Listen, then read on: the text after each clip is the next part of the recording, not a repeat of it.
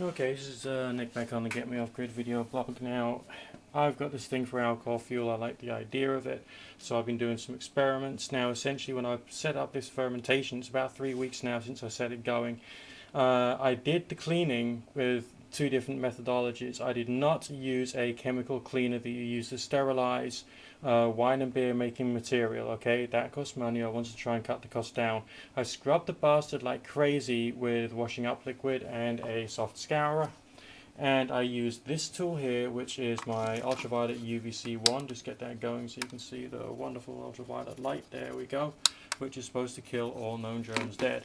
Use that on the walls of the barrel, use that on the lid, on the underside of it, and all the various cracks, you know, around where the seal is. Try and make sure I killed everything off. Use some of my existing alcohol, which I'd already distilled, to clean the bottom of the barrel to see whether I could kill off all the germs. Now, if everything's worked out according to plan, we've had a good fermentation here, we've got a reasonably high percentage. Now we're going to do a bit of filming to see what the percentage is using the alcohol hydrometer, so that we can see whether we've got actually a good percentage, and if so, that will prove that it is not necessarily necessary for you to use expensive chemical equipment if you got something that runs on rechargeable batteries, and it's a little built-in mains rechargery thing that it plugs into, and therefore cuts the cost down of the producing alcohol on a regular basis for the purposes of using it for a cooking fuel, an emergency heating source, in bioethanol fireplaces, that sort of thing, and also to boil water, which you can use for cleaning and so on and so forth. That's essentially the goal. Of course, there's still a cost to running the still itself, which is at the moment electricity, because I haven't yet, got around to finding a way of doing that off grid within my current limitations, but that's something else which I'm going to be working on with the passage of time. But let's firstly see whether this part of the experiment has actually worked and works according to plan. Now, bear with me a second, please.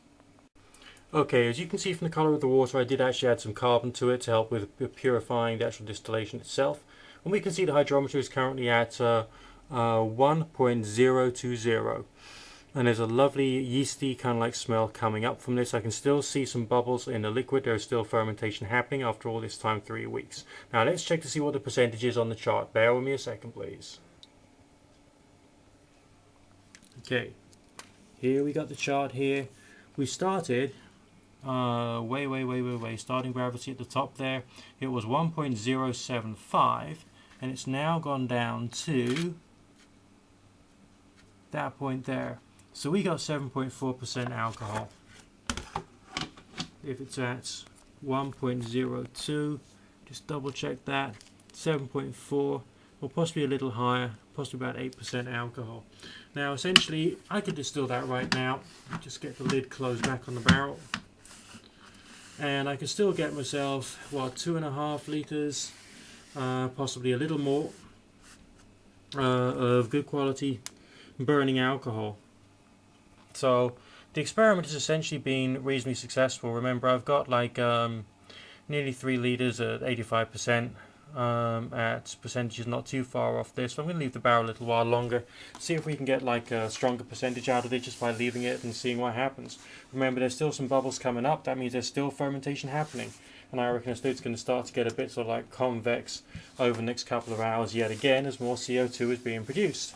So, has the experiment actually worked? Have I successfully found a method of cutting down the production of alcohol in terms of reducing the quantity of sterilization equipment which is actually required when you're making yourself a mash, a wash, which you can then distill into fuel alcohol? And bottom line is yes. Okay, my initial hypothesis has proven to be a complete success. So that's essentially where I'm at the moment with this particular part of the whole experiment. Yeah, there's an awful lot more I've got to do. There's an awful lot more research and toys I've got to get and all sorts. But one step at a time, and I'll help myself to progress to where I want to go. And then that'll help me, and that'll help you guys too. There's a link down there if you want to help out. And I'll speak to you again soon. God bless.